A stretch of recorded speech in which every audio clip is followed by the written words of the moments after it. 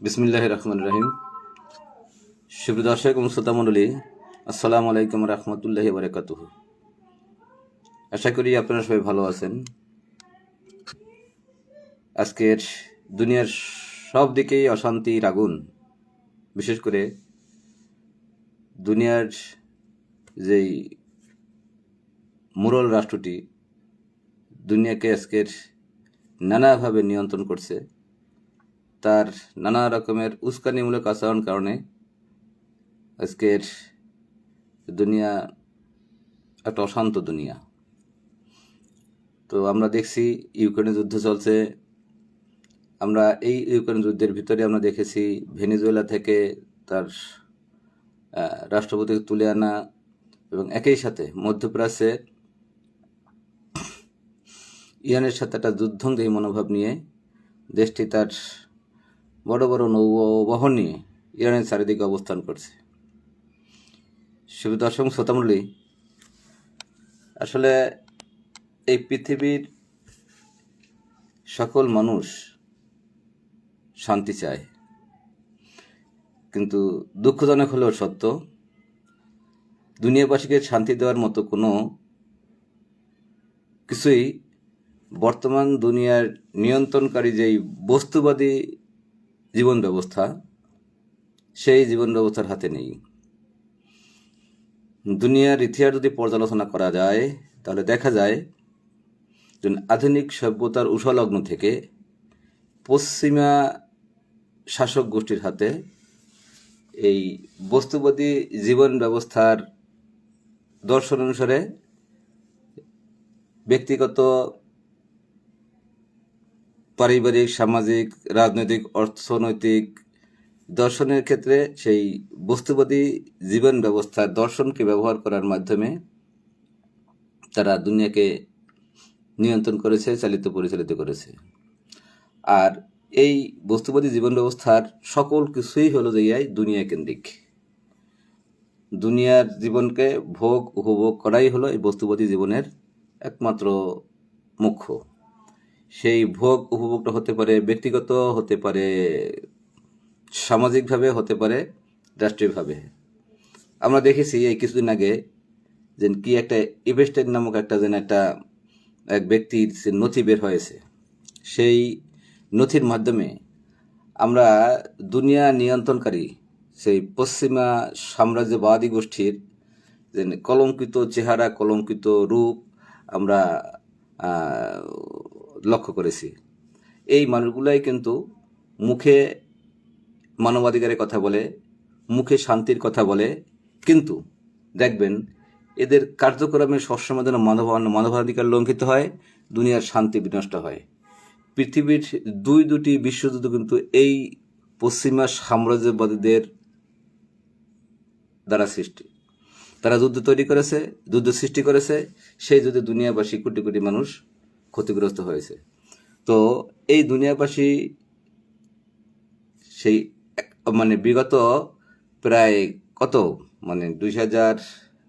1914-15 দশক থেকে আধুনিক সভ্যতা উষালগ্ন থেকেই এই রকমের পশ্চিমাদের দ্বারা শাসিত, শোষিত, বঞ্চিত হয়ে আসছে। তো এটা ঠিক দুনিয়ার একটা নিয়মের প্রেক্ষিতে একটা ন্যাচারাল ব্যবস্থাপনার মাধ্যমেই আল্লাহ রাব্বুল আলামিন এক একটা গোষ্ঠীকে দমিয়ে দেন। আমার কাছে মনে হয় পশ্চিমা দুনিয়ায় এখন যে অবস্থা বিরাজ করছে, তো যেই ঘটনাক্রমগুলো ওখানে ঘটে যাচ্ছে, তা সম্ভবত সেই পশ্চিমা সাম্রাজ্যবাদীদের সেই পতনের সময় ঘনিয়ে এসেছে। দুনিয়ার ইতিহাসের স্বাভাবিক রকম অনুসারে বোঝা যায় পশ্চিমা সাম্রাজ্যবাদীদের দিন ফুরিয়ে এসেছে, বিশেষ করে দুনিয়ার মোড়ল রাষ্ট্রটির। তো এর এই প্রেক্ষিতে আমরা দেখছি যে আজকের সেই পশ্চিমা মোড়ল রাষ্ট্রটি যে মধ্যপ্রাচ্যে যে বিশাল একটা নৌবহর নিয়ে উপস্থিত হয়েছে। মনে করেছিল যে ভেনেজুয়েলার মতো পানামার মতো কোনো ক্ষুদ্র রাষ্ট্রের মতো তাকে ধরবে আর গিলে খাবে, কিন্তু আল্লাহর অশেষ রহমতে এই সময়ের মধ্যেই মধ্যপ্রাচ্যের যে অপর মুসলমান দেশ আছে তাদের ভিতরে একটা ঐক্যবদ্ধ যোগসূত্র সৃষ্টি হওয়ার কারণে তারা আজকের এক প্ল্যাটফর্মে আসার কারণে আজকের আমেরিকা তথা সেই পশ্চিমা মোড়ল রাষ্ট্রটি প্রচণ্ডভাবে ভয় পেয়ে গেছে। ইরানকে যেইভাবে গিলে খাওয়ার মতো মানে একটা মানসিকতা নিয়ে সে তারা ওখানে আসছিল। আমরা শুনেছিলাম যে মানে মাত্র 36 ঘন্টার ভিতরে ইরানকে তারা মানে আক্রমণ করবে, ধ্বংস করে দিবে। কিন্তু আল্লাহর অশেষ রহমতে মুসলমানদের হুঙ্কারের কারণে অথবা মুসলমানদের ঐক্যবদ্ধ হওয়ার কারণে আজকে তারা সেখান থেকে থমকে দাঁড়িয়েছে। আজকের ইরানের সাথে তারা আলোচনায় বসতে বাধ্য হয়েছে। এই ইরানের সাথে পশ্চিমা মোড়ল রাষ্ট্রটির সাথে যখন এই ঘটনাচক্র ঘটছে তখন ঠিক এই সময় মধ্যপ্রাচ্যে আমরা দেখছি তুরস্কের নেতৃত্বে সৌদি আরব, সিরিয়া, এই অন্যান্য মুসলমান রাষ্ট্রগুলোর ভিতরে যাদের একটা বৈরী ভাব ছিল সেই বৈরী ভাবগুলা মিটিয়ে এসে তাদের ভিতরে একটা ঐক্যবদ্ধ একটা অবস্থা সৃষ্টি হতে চলেছে। সবচেয়ে মজার ব্যাপার হলো যেই জর্ডানের বাদশার গাদ্দারির কারণে ওসমানীয় সাম্রাজ্যের পতন ত্বরান্বিত হয়েছিল, সেই জর্ডানের বাদশার আজকের উত্তরসূরি জেন আবদুল্লাহ, সেই আবদুল্লাহ আজকের এরদোগানের দ্বারে উপস্থিত হয়েছে তাকে সহযোগিতা করার জন্য। ইসরায়েল তাকে নানা কায়দায় ব্যবহার করেছে মুসলমানের বিরুদ্ধে সে ব্যবহৃত হতে বাধ্য হয়েছে। এই কথা বলে সে আজকের বুঝতে পারছে যে ইসরায়েলের দিন ফুরায় এসেছে এবং এখন সে জর্ডানও, এতদিন আমরা যেখানে দেখেছিলাম জর্ডান ইরানকে মানে আক্রমণ করার জন্য তার সেই কি বিমান ঘাঁটি, তার স্থলবন্দর দেওয়ার জন্য উন্মুখ হয়েছিল, জর্ডানও শেষ মুহূর্তে জানিয়ে দিয়েছে যে ইরানকে আক্রমণ করার জন্য জর্ডানের সেই কোনো ঘাঁটি ব্যবহার করতে দেওয়া যাবে না। সব কিছু মিলে দিলে এখন পশ্চিমা মোড়ল রাষ্ট্রটি এবং ইসরায়েল একটা মহাবিপাকে আছে। এটা আল্লাহর পক্ষ থেকেই আমাদের জন্য একটা রহমত। তো এই অবস্থায় মুসলমান বিশ্ব ঐক্যবদ্ধ হয় আর আমেরিকা যদি এই ইরানের আক্রমণ না করে, যদি সে ওখান থেকে লেজ গুটিয়ে পালাতে বাধ্য হয়, তাহলেই বুঝতে হবে যে আমেরিকার সাম্রাজ্যের মানে দিন শেষ। আর এটা সত্য কথা, আমেরিকা এখন বিষয়টা এমন একটা অবস্থায় মানে নিয়ে রেখেছে বা এমন একটা অবস্থার ভিতরে পড়েছে না করতে পারে ইরানকে আক্রমণ করতে, না পারে ওখান থেকে কুইট করতে। তার এখন উদ্দেশ্য মানে একটা চুক্তি করে বের হয়ে যাওয়া। তো এই বের হয়ে যাওয়ার ক্ষেত্রেও তার গোয়ার্তবী ভাবটা এখনো যায় নাই। আমরা শুনেছি মাসকাটে, ওমানের রাজধানী মাসকাটে ইরান এবং আমেরিকার ভিতরে আলোচনা হচ্ছে। এই আলোচনায় আমেরিকা যেই কথাগুলো বলছে সেই কথাগুলো আগে থাকতে ইরান প্রত্যাখ্যান করে আসছে এবং এখানে এখনো টেবিলটাকেও ইরান সেই তাদের কথার উপরে প্রতিষ্ঠিত আছে যে ইরানের স্বাধীন সার্বভৌমত্ব রক্ষার জন্য যেই জিনিসগুলো তাদের প্রয়োজনীয় সেই জিনিসগুলো তারা বহাল রাখবে। এই বহাল রেখেই যদি আমেরিকার সাথে কোনো আলোচনা হয় সেইটাই কর্মত তারা মানবে। কিন্তু আমেরিকার কিছু মানে কি বলবো আর কি হম্বিতম্বির কারণে সেটা এখনো চূড়ান্ত পর্যায়ে পৌঁছে নাই। তো দুইটা গ্রুপে কিন্তু যুদ্ধের জন্য একেবারে ট্রিগারে হাত দিয়ে বসে আছে। তো এখান থেকে মাঝখানে যে সমস্যাটা হয়েছে, আমেরিকা যতটুকু চায় ইরানের সাথে একটা রফা দফা করতে, কিন্তু ইসরায়েল তার অস্তিত্বের প্রশ্নে আমেরিকাকে ব্যবহার করে সেই যুদ্ধটা চালিয়ে মানে বাঁধিয়ে দিতে চায়। কারণ ইসরায়েল মনে করছে আমেরিকা যদি আজকে ইরানকে যদি শাস্তি না করতে পারে তাদের ভাষায়, তাহলে ইরান মধ্যপ্রাচ্যে আরও শক্তিশালী হবে এবং সেই ইরান শক্তিশালী হওয়া মানে ওখানে ইসরায়েল আজকের মানে বিরাট মৃত্যুর ঝুঁকির মধ্যে পড়া।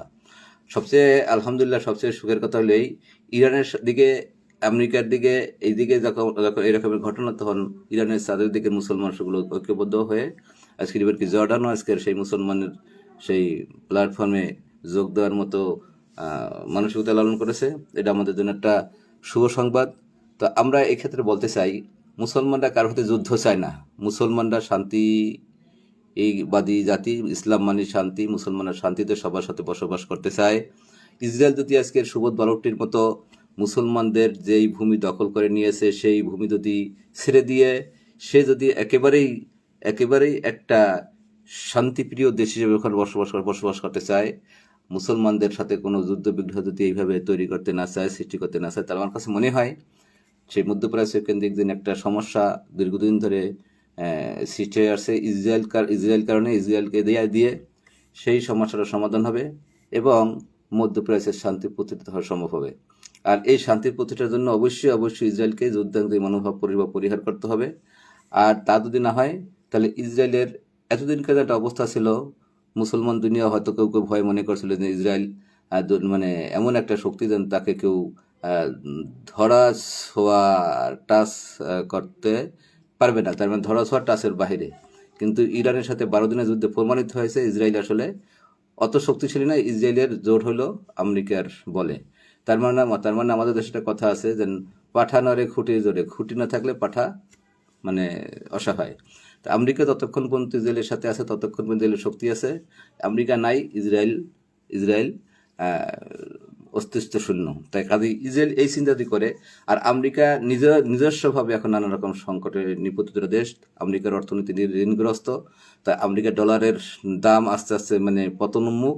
তা আমেরিকার ডলার যদি মানে দুনিয়া থেকে মানে আইসোলেটেড হয়ে যায়, দুনিয়ার ব্যবহার থেকে, বাজার থেকে তার ডলার যদি কোনো প্রকারে কি বলবো আর কি ইউজলেস হয়ে যায়, তখন আমেরিকার সব মানুষ ফুট হয়ে যাবে, আমেরিকার সাম্রাজ্য শেষ। সুপ্রিয় দর্শক শ্রোতা মণ্ডলী, তো সবার ক্ষেত্রে আমাদের কথা হলোই, সেই মোড়ল রাষ্ট্র হোক, পশ্চিমা সাম্রাজ্যবাদী হোক, সবার মনে যদি সুবুদ্ধের উদয় হয়, যেন অস্ত্র প্রতিযোগিতা বন্ধ করে আজকের মানবিক দৃষ্টিকোণ থেকে মানবিকভাবে মানে দুনিয়ার প্রকৃতপক্ষেই মানবতাবাদী দৃষ্টিকোণ থেকে মানবতাবাদী বাণী নিয়ে যদি দুনিয়াটাকে সবাই যদি শাসন করে, দুনিয়ার মানুষকে চালিত পরিচালিত করে, তাহলে হয়তো দুনিয়াটা একটা শান্তির নিরে উঠতে পারে। তো আমরা আপাতত তাই বিশ্বাস করি যে দুনিয়ার সকল মানুষের মনে আল্লাহর সুবুদ্ধ উদয় করে দুক। পশ্চিমা মোগল রাষ্ট্রীয় ওখানে সেই দুর্দান্ত মনোভাব নিয়ে মনোভাব রেখে চলে যাক। ইসরায়েলকে যেন বিভিন্ন রকমের অবৈধভাবে সহযোগিতা করছে, সেই সহযোগিতা বন্ধ করে দিয়ে ইসরায়েল দ্বারাও যে মধ্যপ্রাচ্যে যে মানবতাবাদী অপরাধ কাজ সংঘটিত হচ্ছে তাকে নিবৃত্ত করে, সেখানে প্যালেস্টাইনকে একটা স্বাধীন রাষ্ট্র হিসাবে প্রতিষ্ঠিত করে, প্যালেস্টাইনের যে ভূমি দখল করে নিয়েছে, জর্ডানের যে ভূমি দখল করে নিয়েছে, সিরিয়ার যে ভূমি দখল করে নিয়েছে, সব কিছু ছেড়ে দিয়ে ইসরায়েল যদি সেই সাবেক ইসরায়েল 1917 সনে যেই অবস্থায় ছিল সেই রকমের অবস্থায় মানচিত্র নিয়ে ইসরায়েল যদি একটা ছোট্ট হলেও একটা স্বাধীন রাষ্ট্র হিসেবে ওখানে যদি সুবোধ বালকের মতো শান্তিতে থাকে, তাহলে আমার কাছে মনে হয় মুসলমান দুনিয়া থেকে তাকে হয়তো এইভাবে মানচিত্র থেকে মুছে ফেলার মতো কোনো মানসিকতা লালন করার মতো কোনো চিন্তা হয়তো মুসলমানদের নাই। কারণ মুসলমান সেই জাতি, ধর্ম, বর্ণ, গোত্র নির্বিশেষে সবার সাথেই সৌহার্দ্যপূর্ণ সম্পর্ক বজায় রাখতে চায়। আর ইসরায়েল যদি সৌহার্দ্যপূর্ণ সম্পর্ক বজায় রাখতে চায়, ইসরায়েলের অস্তিত্ব হয়তো ওখানে টিকে থাকবে। অন্যথায় আজকের ইসরায়েল যদি নিজেদের সংকট নিজেরা ডেকে আনে, নিজেদের যদি মানে বিপদ ডেকে আনে, তাহলে ইসরায়েলের সম্ভবত হয়তো সামনে এই বর্তমান ইসরায়েলের মধ্যে টিকে থাকা খুবই দুষ্কর হয়ে উঠবে।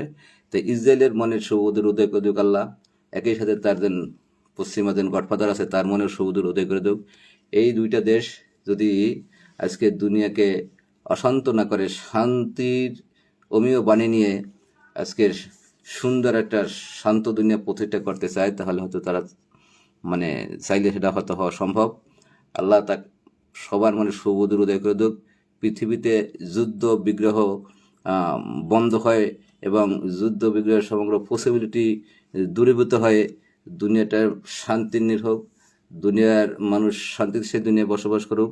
আল্লাহ এই ব্যবস্থাটা আমাদের দুনিয়ায় করে দিক, এই আশাবাদ ব্যক্ত রেখে আমি আমার বক্তব্য এখানে শেষ করছি। আল্লাহ হাফেজ। আসসালামু আলাইকুম ওয়া রাহমাতুল্লাহি ওয়া বারাকাতুহু।